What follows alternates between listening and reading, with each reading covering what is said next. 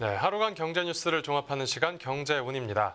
이 고물가 기조가 계속되면서 원가 상승 등으로 기업들도 어려움을 겪고 있는데요. 가격을 올리지 못하는 몇몇 기업들이 이른바 꼼수로 인플레이션에 대응해 문매를 맞고 있습니다. 관련 내용 홍 기자의 뉴스 포인트에서 바로 만나보겠습니다. 네, 지금 자리에 홍경표 기자 나와 있습니다. 안녕하십니까? 안녕하세요. 네, 이 기업들이 가격을 못 올리는 대신에 어떤 방법을 쓴다는 겁니까? 네, 최근에 치솟는 물가에 기업들도 상당히 어려운 상황이지 않습니까? 그런데 물건 가격을 올리자니 소비자들의 저항이 심하고 정부도 물가 잡기에 총력이다 보니까 기업들도 나름대로 대응 방안을 찾고 있습니다. 예. 가격은 그대로 두고 물건의 양과 질을 떨어뜨려서 이윤을 그대로 챙기는 것이죠.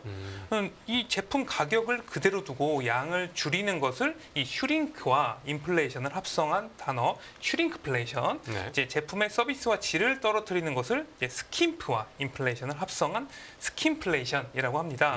네. 소비자들은 이제 제품의 양이 줄어든 것을 실질적으로 발견하기가 상당히 어렵잖아요. 제품의 질이 낮아진 거는 더욱 알아차리기가 힘들죠. 이 때문에 스킴플레이션은 가장 교묘한 인플레이션으로 평가받고 있습니다. 네, 슈링크플레이션보다 스킨플레이션이 네. 더 교묘한 맞습니다. 방법이었군요. 네.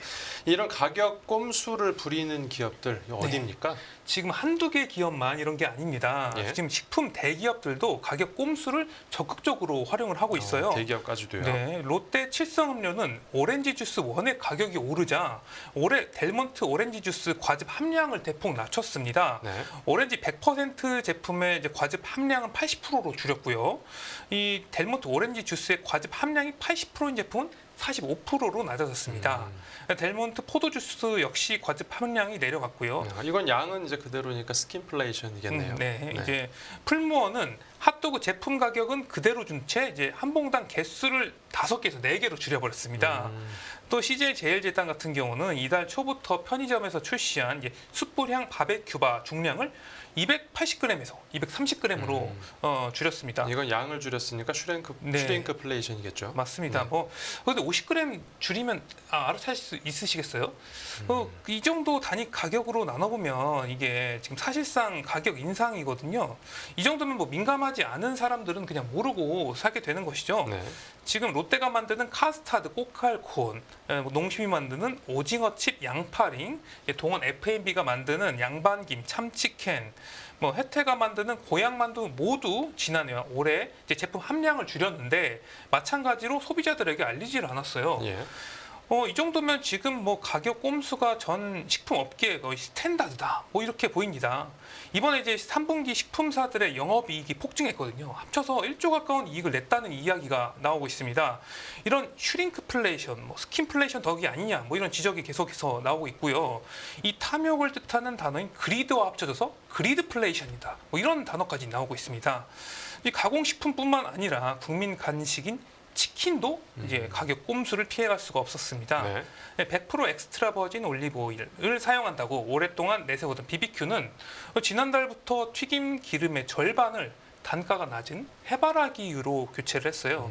이 BBQ의 이야기를 들어보면 팜유를 썼다면 확실히 품질이 떨어졌다고 할 수가 있겠지만 해바라기유도 충분히 좋은 기름이다. 이렇게 해명을 했고요. 좋은 기름에서 낮은 네. 기름을 품질이 낮은 기름을 쓰기는 했는데 네. 더 낮은 기름을 자기들이 쓰지는 않았다. 네. 이런 것 같습니다.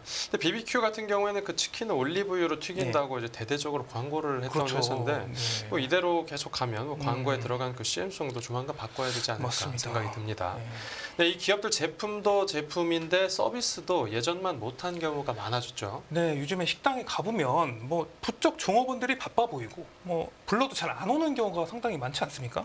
비용 절감 때문에 사람을 많이 못 쓰다 보니까 이 서비스의 질이 떨어지는 경우도 빈번하게 발생하는 것 같아요. 네. 이 커피숍, 패스트푸드점 등에서 이제 키오스크로 주문하고 마트에서는 셀프 계산대로 이용하는 것이 이제 일상이 됐는데 키오스크로 조작하는 게 좀 불편하다는 이야기 계속 나오지 않습니까? 네.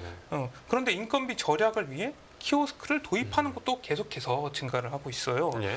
심지어 이제 식당이 손님에게 식탁을 닦아달라 뭐 요구하는 곳 뭐 이런 것도 생기고 있고요. 또 인건비를 손님에게 전가하는 하나의 문화인 이제 팁도 우리나라에서 번지고 있다는 소식도 들리고 있습니다. 네. 이 기업들이 정부 눈치 보느라 뭐 마음 놓고 가격을 못 올리는 상황에서 그 가격 인상 효과를 낼 수 있는 어떤 대체 그렇죠. 수단을 찾은 것 같은데 네. 이 정부 입장에서는 기업들이 뭐 일종의 반항을 하는 것으로 네. 비춰져서 뭔가 얄밉게 보일 수도 있을 것 같습니다. 맞습니다. 윤석열 정부는 물가 잡기를 이 민생 안정의 핵심 축으로 설정을 했습니다. 예. 이 때문에 각 부처 차관의 물가 안정 책임관 역할을 부여했고요. 이 품목별로 핀셋 물가 잡기에 나서고 있습니다. 사실상 기업들의 이제 물가 안정에 동참해달라, 뭐 가격 올리는 것에 좀 신경을 써달라, 뭐 이런 거나 마찬가지인데요. 지금 정부의 물가 관리를 기업들이 꼼수를 써서 우회하는 것을 정부가 보고만 있을 수는 없겠죠. 결국 칼을 빼들었습니다. 추경호 부총리 겸 이제 기획재정부 장관이 물가 점검을 위해서 이마트를 직접 찾았는데요. 네. 이 자리에서 이제 식품 업체들의 눈속임 가격 인상 행위를 정조준했습니다. 추 부총리는 제품 가격을 그대로 두면서 이 제품 용량을 줄이는 것에 대해서 정직한 판매인가 아니다라고 이제 지적을 했어요. 네. 가격을 그대로 두면서 양을 줄여 팔 경우에 소비자에게 정당하게 알릴 필요가 있다 이렇게 말을 했고요.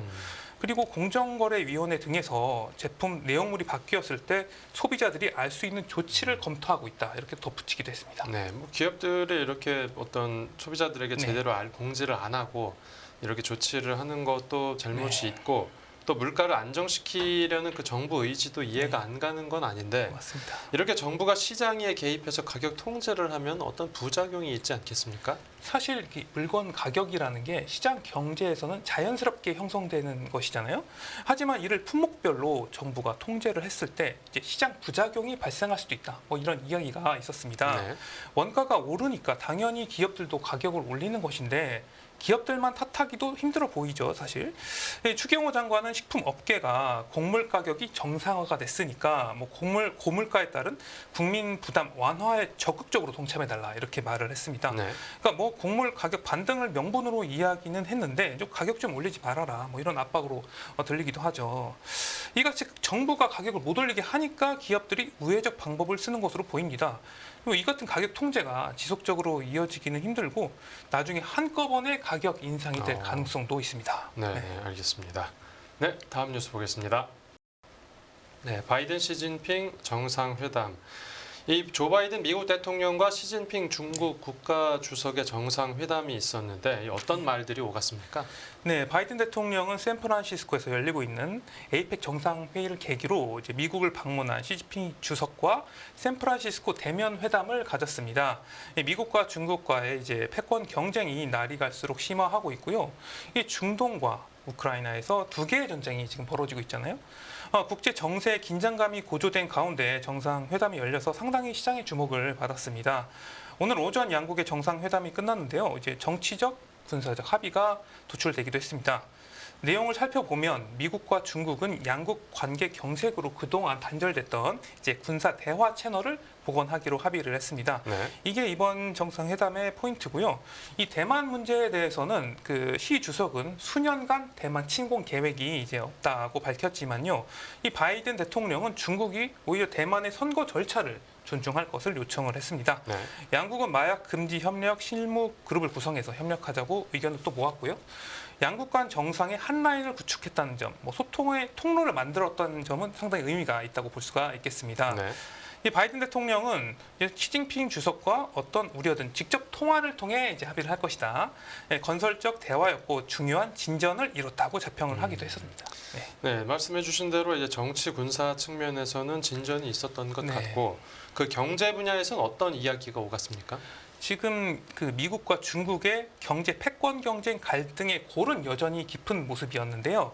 이 경제 분야에서는 인공지능 분야에서 뭐 정부가 대화를 하자 이 정도 합의는 됐는데 이제 시진핑 주석이 대중국 압박에 대해서 대놓고 불편한 심기를 드러냈어요. 당연히 유의미한 경제 분야 협력은 나오지 않았습니다.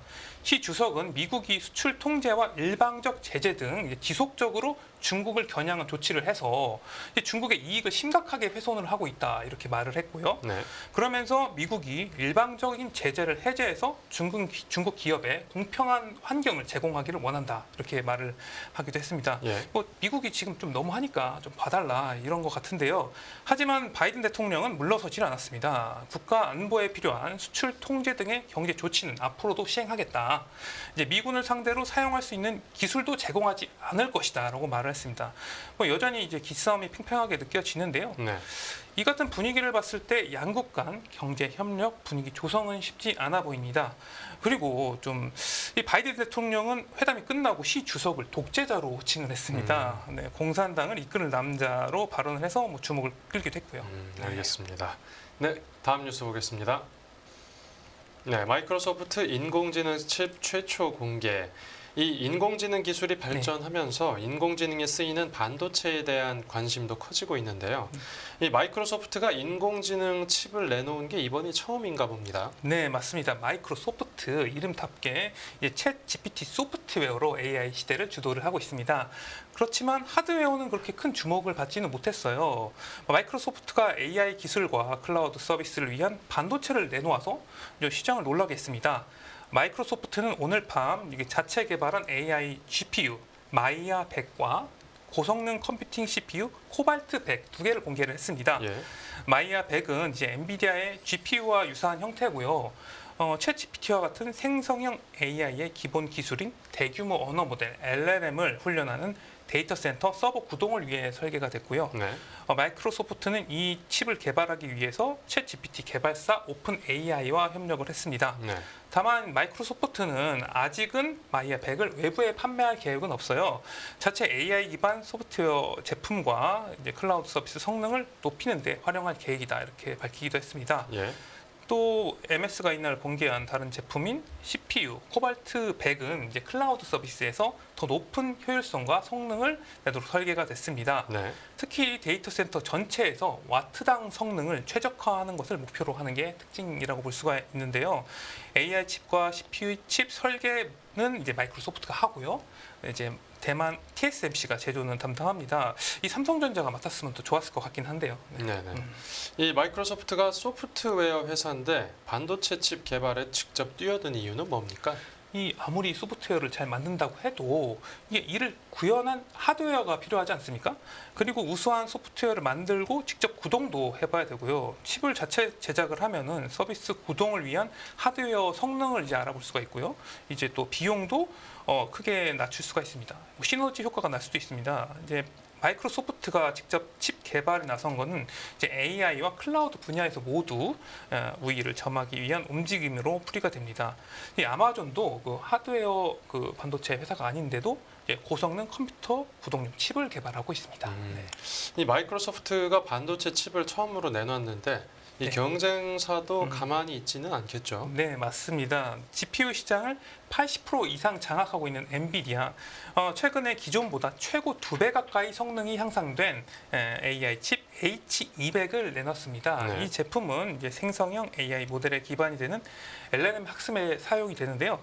기존의 AI 학습이 적용되는 GPU H100의 업그레이드 버전입니다. 뭐 이름부터가 200이니까 성능이 2배 같은데요. 네. H200은 내년 2분기 본격적으로 출시될 예정이고요.